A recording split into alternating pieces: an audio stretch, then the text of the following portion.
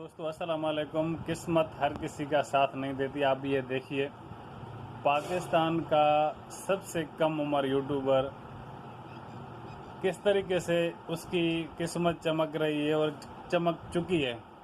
आप देखेंगे कि ये बहुत ही कम सन और छोटा बच्चा जिसने कामयाबी इतनी जल्दी कामयाबी हासिल की है कि कोई भी बंदा सोच नहीं सकता।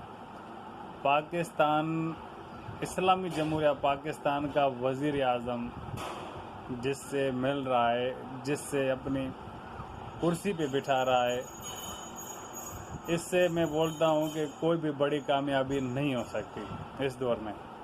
हम इसको सलाम पेश करते हैं इस बच्चे की मेहनत पे और इसके लक पे।